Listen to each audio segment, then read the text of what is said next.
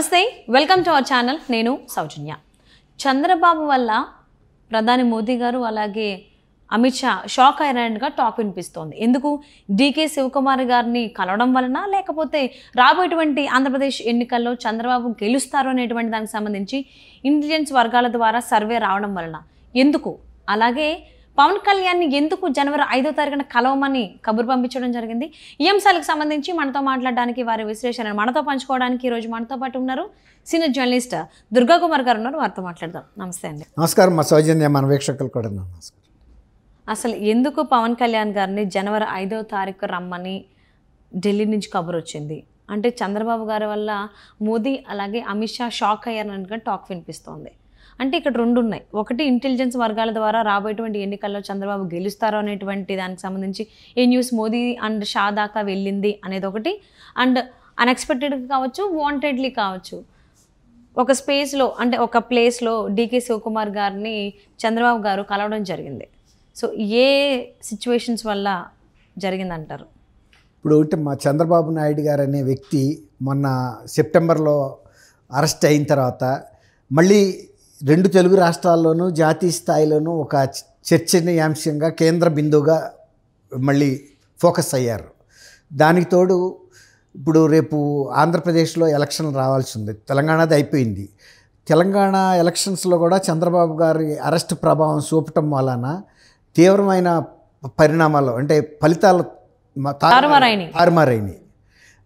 దానివల్ల ఇప్పుడు ఆంధ్రప్రదేశ్లో కూడా ఆయన పక్క రాష్ట్రాన్ని ఫలితాన్ని తారుమారు చేశాడంటే స్వరాష్ట్రంలో దాని ఎఫెక్ట్ ఎంత ఉంటుంది అనేది హోం మంత్రిగా ఉన్న అమిత్ షా గారికి కానీ, ప్రధానమంత్రిగా ఉన్న మోడీ గారికి కానీ తెలియని విషయం కాదు.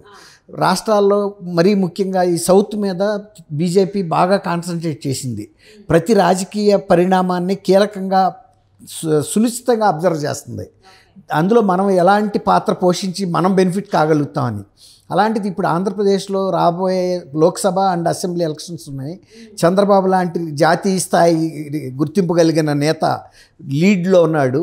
కాబట్టి ఇంటెలిజెన్స్ రిపోర్ట్స్ అనేది మీరు అన్నట్టు ఎప్పటికప్పుడు వెళ్తూనే ఉంటాయి. మరీ సెప్టెంబర్ తర్వాత ఫలితాలు, అంటే దాని ప్రజల యొక్క భావనే మారిపోయింది చంద్రబాబు పట్ల. ఒక నిర్ణయానికి వచ్చేసారు.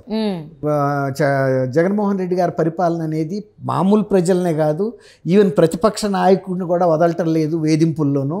ఇక ఇట్లాంటి వ్యక్తితో ఇక పరిపాలన సాగటం కష్టం, రాష్ట్ర ప్రగతి కూడా కష్టం. తర్వాత ఇంకోటి ఏంటంటే, ఈయనది ఉపాధి అవకాశాలు కానీ, జీవనోపాధి మెరుగుపరిచే అంశాల పట్ల కానీ, లేకపోతే సివిల్ ఫెసిలిటీస్, మౌలికమైనటువంటి రోడ్లు, ఇలాంటి సౌకర్యాల కల్పన మీద కానీ ఆయన దృష్టి పెట్టాల. కేవలం ఆయన స్వలాభం ఏంటి, ఎక్కడ వస్తుందో దాని మీదే దృష్టి పెడుతున్నాడు అనేది ప్రజలకు అర్థమైపోయి ఒక నిర్ణయానికి వచ్చేసారు. ఇప్పుడు మోడీ షాకి అందిన ఇంటెలిజెన్స్ రిపోర్ట్ కరెక్ట్, ఈ పార్టీ గెలుస్తుంది అనేది. ఇప్పుడు వాళ్ళు తెలుగుదేశంతోనూ జనసేన ఆల్రెడీ వీళ్ళిద్దరు పొత్తులోకి వచ్చేసారు. ఇప్పుడు బీజేపీ తన ఉనికి తను కాపాడుకోవాలి. తర్వాత ఏదైనా లోక్సభ సీట్లు కనుక సౌత్లో పెంచుకోగలిగితే వాళ్ళకి బలం నార్త్లో తగ్గినా కూడా కాంపెన్సేట్ అవుతాయి, దానికి సమానం అవుతుందని. అందువల్ల వాళ్ళు తెలుగుదేశంలో పొత్తు కోసం తీవ్రంగా ప్రయత్నాలు చేస్తున్నారు. అనుకోకుండా మీరు అన్నట్టు డీకే అని పేరు ఏంటి, మన DK Shivakumar deputy chief minister of Karnataka, వీళ్ళు మరి యాదృచ్ఛికంగా మొన్న బెంగళూరు ఎయిర్పోర్ట్లో కలవటం జరిగింది. వాళ్ళిద్దరూ చాలా సీనియర్ లీడర్స్ కాబట్టి ఇద్దరు కాసేపు యోగక్షేమాలు మాట్లాడుకున్న తర్వాత సెక్యూరిటీ వాళ్ళు, ఇతర వ్యక్తిగత సిబ్బంది ఉన్నారు. కానీ ఆయన చేయి పట్టుకుని కొంచెం దూరంగా తీసుకెళ్ళిపోయాడు చంద్రబాబు గారిని. అంటే చాలా ముఖ్యమైన అంశం మీద ఆయన అభిప్రాయం తెలుసుకోగోరాడు. అంటే ఏదైనా సయోధ్య కోసం ప్రయత్నిస్తున్నారా కాంగ్రెస్ వాళ్ళు? అంతకన్నా పక్కకి తీసుకెళ్ళి అడిగే అంశం ఇప్పుడు ఏముంటుందండి? చంద్రబాబు గారిని సెక్యూరిటీ దగ్గర నుంచి అవతలకి తీసుకెళ్ళాడంటే చాలా ముఖ్యమైన అంశం ఆయన చంద్రబాబు గారి మధ్యలో పెట్టదలుచుకున్నాడు. అంటే రాబోయేటువంటి ఎన్నికల్లో ఇటు జనసేన, టీడీపీ పొత్తుతో పాటుగా వాటితో పాటు కాంగ్రెస్ కలిసేటువంటి అవకాశం ఉందా? అది మనం ఇప్పుడు చెప్పలేము. కానీ చాలా ఒక పెద్ద అంశాన్నే ఆయన చంద్రబాబు గారికి కన్వే చేశాడు. ఆ పెద్ద అంశం ఏముంటుంది? ఆయన కాంగ్రెస్ పార్టీ వ్యక్తి కాబట్టి కాంగ్రెస్ అక్కడ మళ్ళీ చేసుకోదలుచుకున్నారు. వాళ్ళు పార్టీని పటిష్టం చేసుకోదలుచుకున్నారు. ఆంధ్రప్రదేశ్లో, తెలంగాణలో చేసుకున్నారు. ఇప్పుడు షర్మిల కాంబినేషన్తో అక్కడేదో ఆయన ఒక ప్రయోగం చేయదలుచుకున్నాడు. కాబట్టి దానికి సంబంధించిన సహాయ సహకారాలు కొంత అడగటానికి ఆయన మనసులో ఏదో ఒక సందేశం అయితే పంపించాడు. ఆయన కూడా మౌనంగా విన్నాడు. అక్కడేం ఆ డెసిషన్ ఏం అవుతుందని నేను అనుకోను అప్పుడే. కానీ ఇద్దరి మనసులోనూ ఒక అభిప్రాయం ఎక్స్చేంజ్ అయితే జరిగింది. ఇది సహజంగా తీవ్రమైన విషయమే, అంటే కొట్టేసే విషయం అయితే కాదు. బీజేపీ వాళ్ళు ఏమనుకుంటున్నారంటే మనం కనుక తొందరగా రియాక్ట్ అయ్యి తెలుగుదేశాన్ని మన ఫోల్డ్లోకి తెచ్చుకోకపోతే ఇండియా కూటమిలో చేరటానికి శివకుమార్ చాలా యాక్టివ్ పొలిటీషియన్. ఆయన క్షణాల్లో ఏదైనా రాయబారం నడపగలడు, కీ రోల్ ప్లే చేస్తాడు. అంతేగాని రోజులు సంవత్సరాలు తీసుకోడు ఆయన.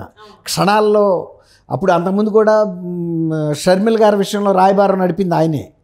1-2 సిట్టింగ్స్లోనే ఆయన ఒక దీనికి తీసుకురాగలిగాడు, ఒక షేప్కి ఇష్యూని.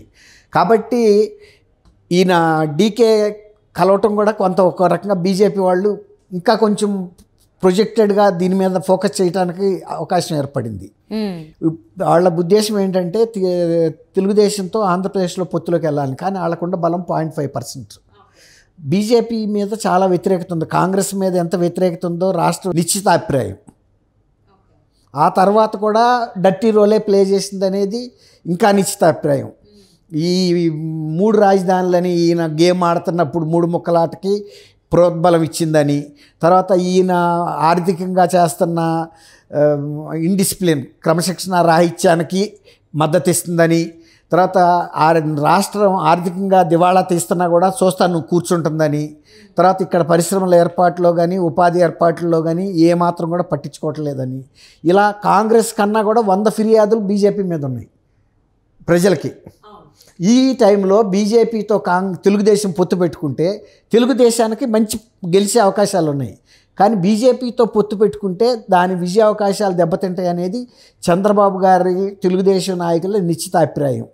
ఈ పరిస్థితుల్లో వాళ్ళు సునిశ్చితంగా దాన్ని ఏమంటామంటే కర్టియస్గా వాళ్ళు అవాయిడ్ చేస్తూ వస్తున్నారు దీన్ని సంస్కారవంతంగా. కానీ వాళ్ళు ఎంత పట్టుబట్టి కనుక టీడీపీని వాళ్ళ ఫోల్డ్లోకి తీసుకుంటే వాళ్ళకి జరిగే నష్టం కన్నా తెలుగుదేశానికి జరిగే నష్టం ఎక్కువ, జగన్మోహన్ రెడ్డి గారికి మేలు జరిగే అవకాశం ఎక్కువ ఉంది. నిజంగా కనుక వాళ్ళు తెలుగుదేశానికి శ్రేయోభిలాషులు అయితే ఇవాళ తెలుగుదేశాన్ని ఒత్తిడి చేయకుండా ఎన్నికల్ని ఖచ్చితంగా జరిపించాలి నియమ నిబంధనల ప్రకారం, అప్పుడు తెలుగుదేశం అధికారంలోకి వస్తుంది. అట్లా కాకుండా తెలుగుదేశాన్ని ఒత్తిడి చేసి వాళ్ళ పొత్తులోకి తీసుకుని రేపు ఎలక్షన్లు కూడా కనుక అక్రమ పద్ధతుల్లో జరిపిస్తే తెలుగుదేశం 2 విధాలా నష్టపడుతుంది. అటు జగన్మోహన్ రెడ్డి వస్తాడు అధికారంలోకి. ఇప్పుడు బీజేపీ చేయగలిగిన సహాయం ఏదన్నా తెలుగుదేశం ఉందంటే ఎన్నికల్ని నిష్కర్మగా జరపాలి అని, దాన్ని ఏమంటారు, న్యూట్రల్గా, ట్రాన్స్పరెంట్గా జరపాలి. తర్వాత ఒక రూల్స్ అండ్ రెగ్యులేషన్ ప్రకారం జరపాలి.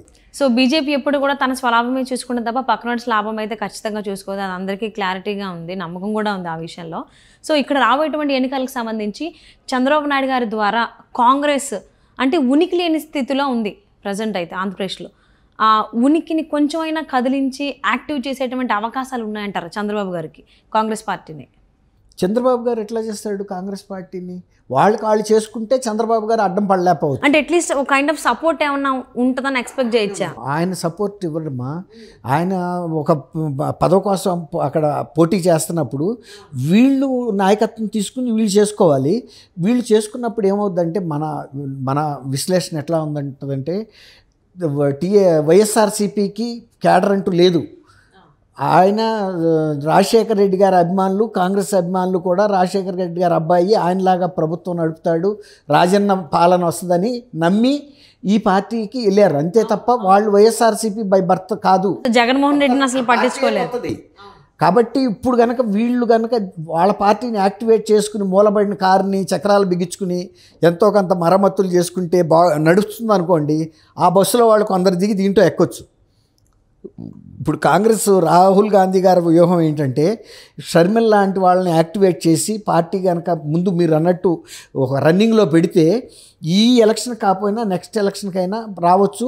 ఒక 10-15% కనుక వైఎస్ఆర్సీపీ ఓట్లు కనుక చీల్చేస్తే ముందు జగన్మోహన్ రెడ్డిని వాళ్ళు ప్రధాన శత్రువుగా చూస్తున్నారు. ఎందుకంటే కాంగ్రెస్ని దెబ్బ కొట్టాడు కాబట్టి ఆయన్ని కూడా దెబ్బ కొట్టాలి, పార్టీ లేకుండా చేయాలనేది కాంగ్రెస్ పార్టీ అభిమతం. అందుకని మొత్తం ఖాళీ అయిన ఆశ్చర్యం లేదు. ఇది జాతీయ పార్టీ. కాంగ్రెస్.